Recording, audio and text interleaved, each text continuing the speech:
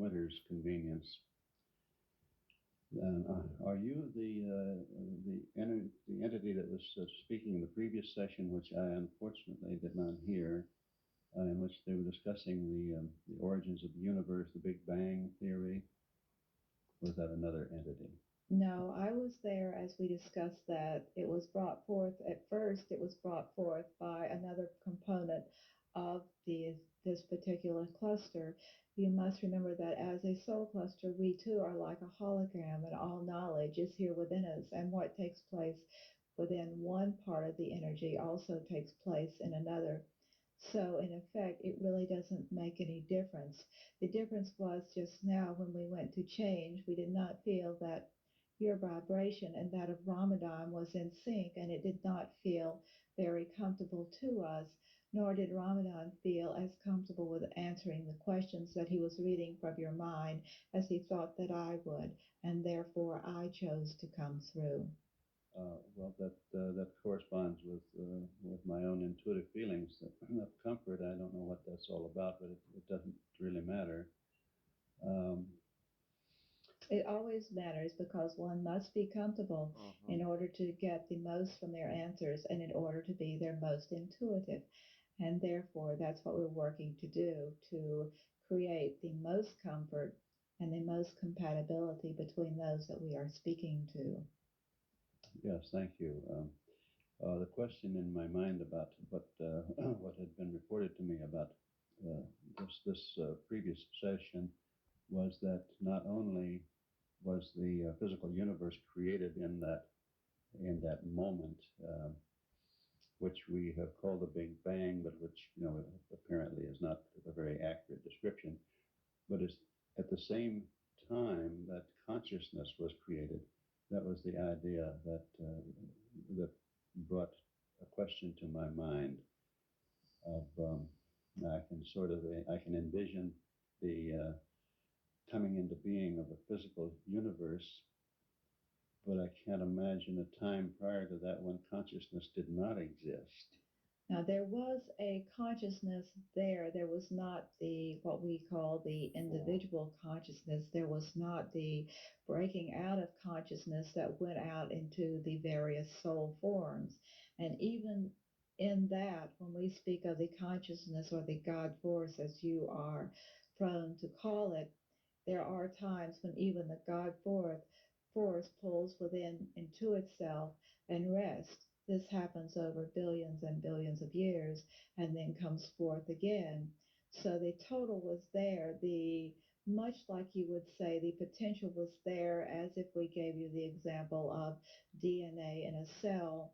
All potential is there. Everything is in that one cell, is in the DNA to be everything in a human that a human would possibly need. And then it goes forth and creates whatever it needs to create to make the whole. This is the same that is true with the conscious that was in a more of a fireball, the God force that you talk about, but it was not out into souls until we had what we're calling an explosion and moving apart of the fireball. And in that aspect, then all consciousness, the total consciousness as you know it, took place. And with the total consciousness moving out, it became even greater and even stronger than ever. All right, I see it. Would it be the case that the pure consciousness itself, whatever pure consciousness might mean, would be an attribute of the God force? It's plasma. We would say that is one way of looking at it. Plasma. We would say that the term pure consciousness does not quite, for want of better words, does not quite feel just right with us, but it is one way of looking at it. And that is why when you start to look at some of the famous people, such as Teilhard, that said that if we evolve, then certainly man can evolve back to God. This is certainly very true. It is evolving back to that primary consciousness from which it came with the fireball effect.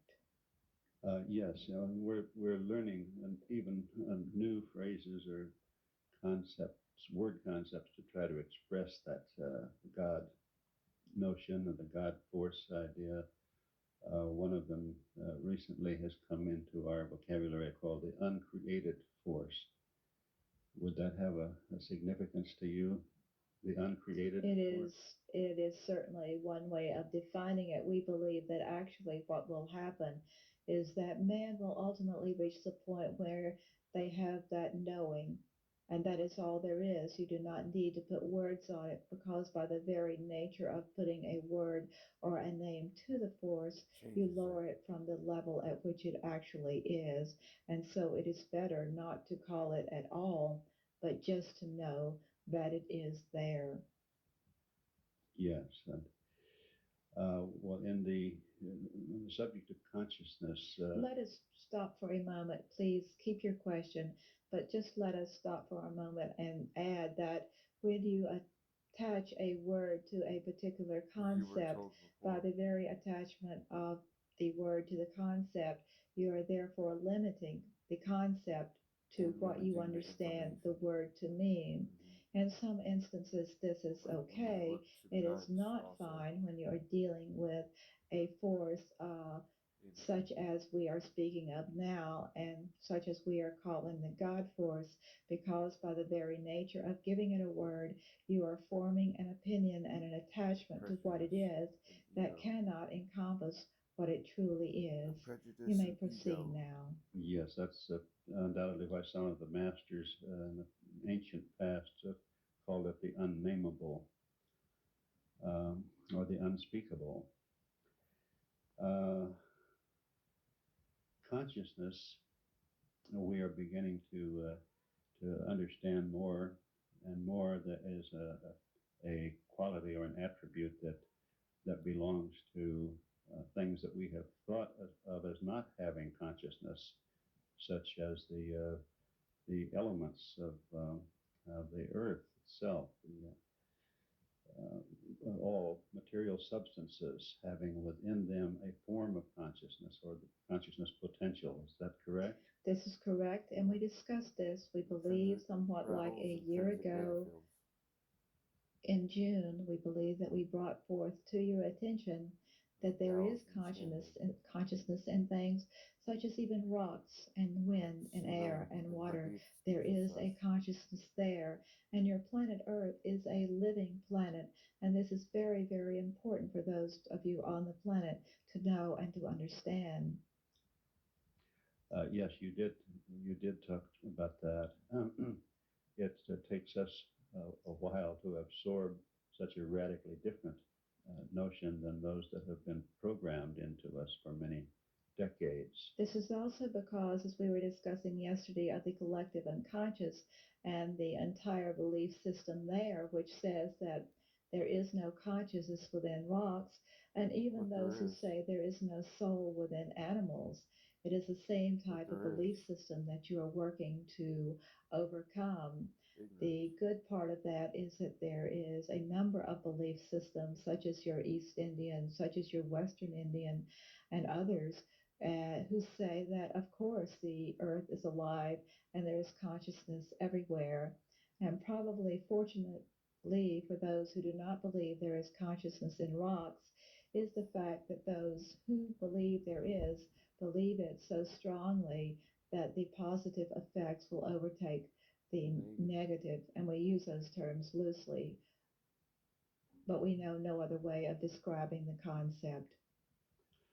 Yes, I understand. When we first become acquainted with with the idea of consciousness in such things, we feel that we must treat them differently, such as are we doing a bad thing when we throw a rock or break it into small pieces, or all of the things we do in grinding up the elements and utilizing them for We our must own understand what they are. quote selfish Soul purposes. reflections and so forth. This Self gives many being. people trouble when they think of consciousness residing therein. Like the different heavens This and is so forth correct. are of The crystal. rocks and the elements are there for a purpose, and what you must do before you move or grind them up is to look clearly as to your The purpose for understanding. making such a move. And once that has been done, then incorporation of that proceed into with your whatever it intrinsic rattle. is. If you have the feeling that it is right, proceed with whatever it is you intend to do. For obviously, you must use some of the elements in order to survive and to maintain your own livelihood. That means that you work with them divinely and not as if there was nothing there. And the earth has provided these for you. If you consider the earth as Mother Earth, then you will consider that she gives you these things for your use, and you should be thankful for that fact. Yes, whether we will keep this firmly in mind. Would there be any way to describe a difference between the consciousness of, let's say, the mineral world? How would the consciousness of rocks differ from the consciousness of humans? Rocks is different than a Let crystal. us see if we can Crystals describe are it. completely different because we have The those consciousness of minerals in your rocks is body. more simply a feeling, but a basic, very basic sense energy field around the rock. The rock does obviously not have the analytical components that the human has, the reasoning components, nor does a rock fall in love with another rock. It is more an energy field, uh, which the consciousness around the rock knows that it is a rock, and therefore it binds together to hold the rock in place, the crystals of sand in place. It is more, we are trying to see if we can find another example. It is more like the very basic concept of energy that is just acting or taking place. It is not it is not the type of energy that does all the intuiting and reasoning. If we can pull from our background another analogy, we will bring it forth at a later point in time. Yes, and I understand your position on hierarchies. I believe I understand it is that the notion of higher and lower is one that you do not choose to endorse as a generality. Um, we would tend, in our normal way of thinking, we would tend to think then of a lower form of consciousness in the mineral world, and a higher form in the plant, and then a higher form in the animal, and a still higher form in the human. Um, is this a notion we need to relinquish in order to better understand? It would be helpful. It is not something that we hold a great deal of hope that you're going to do in the near future. It would be helpful to be able for you to know that you can move into the rock and feel the rock and accept the consciousness there. Mm-hmm. There is a difference in consciousness, but it is more of the amount of consciousness that is put forth within the rock at any given point in time, and not a lot of consciousness is put into any rock at any point in time. Just a small amount is extended therefore. Yes, well, this whole idea would stem from something like the Christian theological notion of mankind should take dominion over the earth and the sea and the animal kingdom to make them serve his needs. And in fact, that does seem to be the way we are operating. This is the reason that the fundamentalist Christian religions, as you know them, will, in the not too distant future, suffer a great turmoil when they begin to see things that are going to take place that clearly do not fit with their beliefs. The Catholic Church, for example, in believing that animals have no soul, and in your Christian churches, the ones that believe that soul is only within man, when this is not the case, they will be seeing some interesting phenomena take place on the planet, which will cause them to readjust their belief system. Is it possible to share with us some hint about the nature of the phenomena they might witness? The main primary phenomena that will be taking place will be at the next, they're trying to say your time, we